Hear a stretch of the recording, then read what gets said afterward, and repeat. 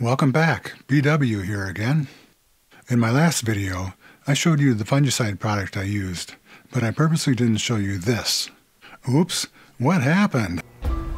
I think some weed or grass killer leached off the cement slab, and I think it may have happened more than once. I used some grass killer in the sandbox a few weeks back because I let the weeds get out of control in there last year. I needed to clean it up before planting my flowers in pots and creating a container garden for this summer. I also used some weed killer to take care of a few weeds that had popped up in the lawn.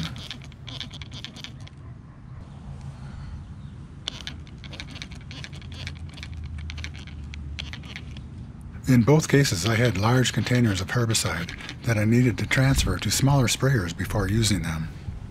Maybe they've improved them now, but after use and some storage time, the little batteries wear out, the pump quits working, or the sprayer nozzles plug up.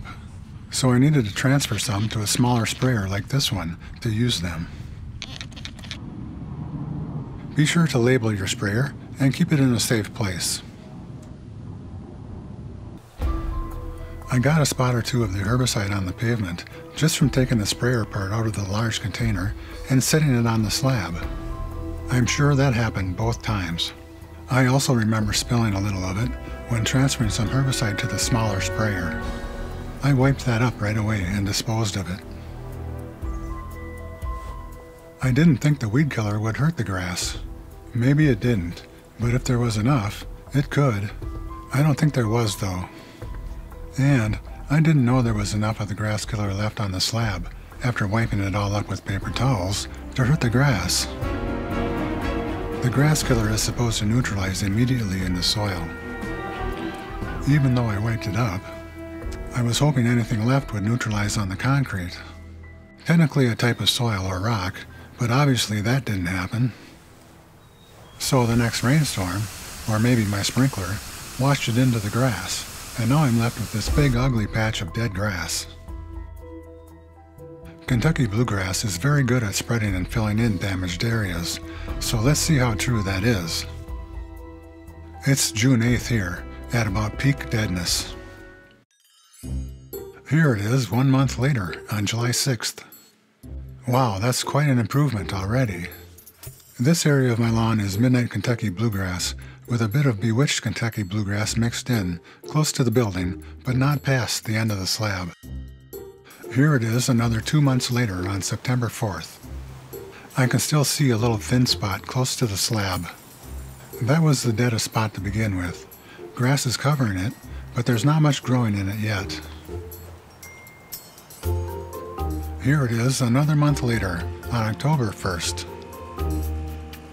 There's grass growing in that dead spot now, and the entire area looks to have fully recovered.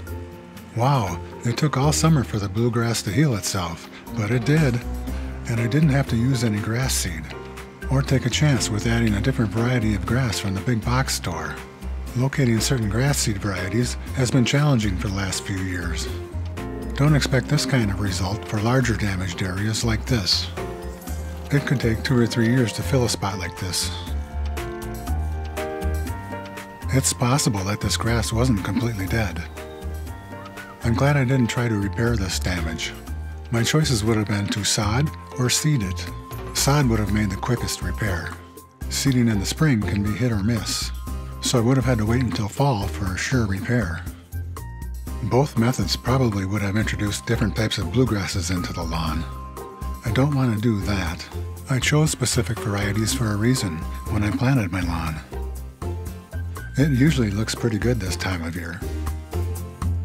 So if you have a bluegrass lawn, maybe you shouldn't run out and buy sod or grass seed to make repairs. Bluegrass is very good at repairing itself. All it may need is some time, sunlight, water, and fertilizer. Now get out there and have some fun on your lawn, and remember, you can do it.